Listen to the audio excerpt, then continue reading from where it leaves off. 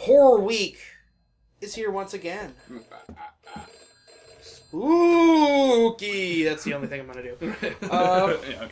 I'm Woody. I'm Kelson. And today we are talking about Deep Sleep by... Script Welder.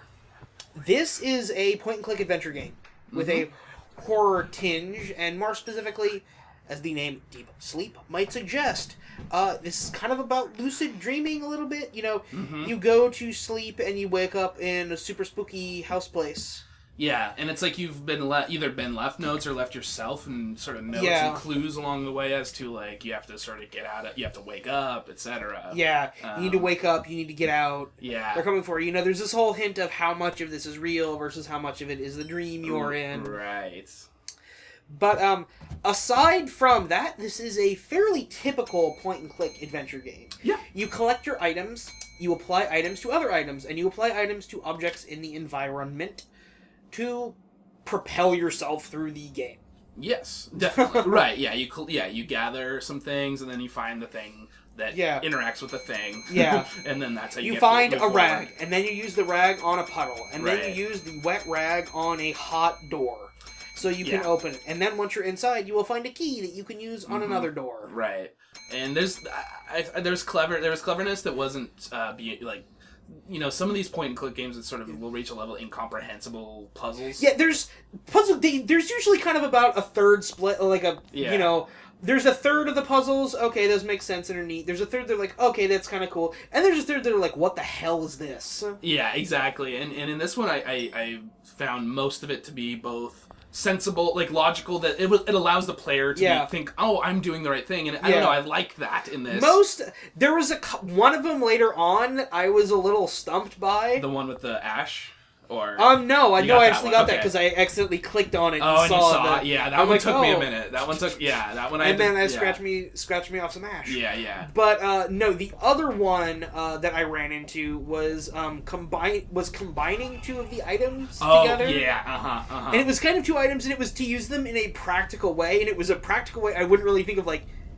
It was two items that, you know, I think you could have picked more straightforward examples. The things that should lock together. Yeah. I know what you're talking about, to get up. It's the old, Yeah. It's the old kind of, like, thing of, you know, like a King's Quest thing of, like, combine cheese and boot to create an item. Right, yeah, exactly. And it doesn't... that one took me a minute. There was a few... But overall, I mean... Yes. Like, the as far as just the design of the puzzles, I would say it was cool, and it fit the theme as well. I think, from the roguelike design standpoint of the puzzles, I think it's a pretty standard point-and-click adventure. Yeah. I don't really think there's anything stellar here, but I don't really think there's anything done poorly. Definitely. However, what is great is the atmosphere of this game.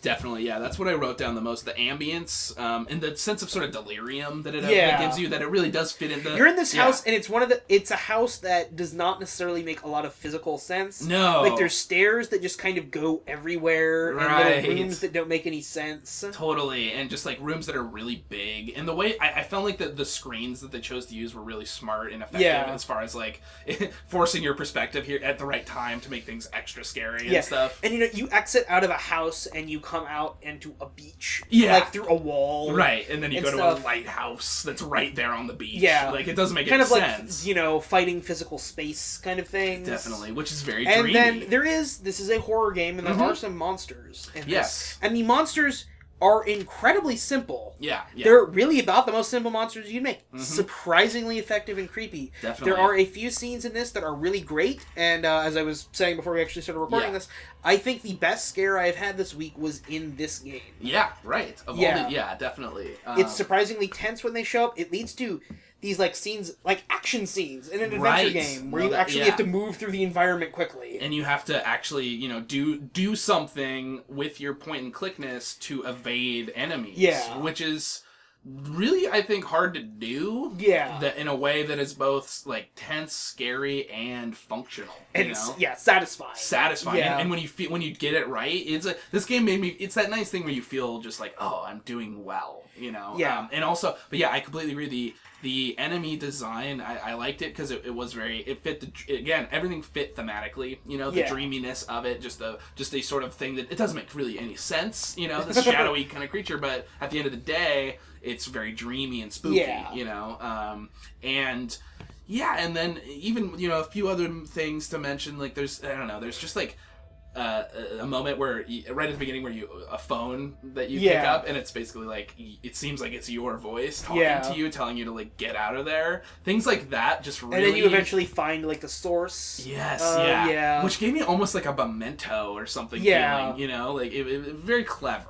It gave me kind of this game, and I say this in a positive sense. It gave me kind of a creepypasta vibe. Yeah, definitely. Yeah, no, this is the game of all of these that I was probably the most on the edge of my seat throughout the because I didn't know what was coming next. So I think one. I pulled this from an old list. I wasn't necessarily super hyped about it. I actually liked it a lot. Yeah, and I'd recommend it. It's not a long game, and I also think there are 2 sequels to this. Yeah, so I would definitely be interested in checking those out in the future. It definitely gave me enough of a satisfying experience.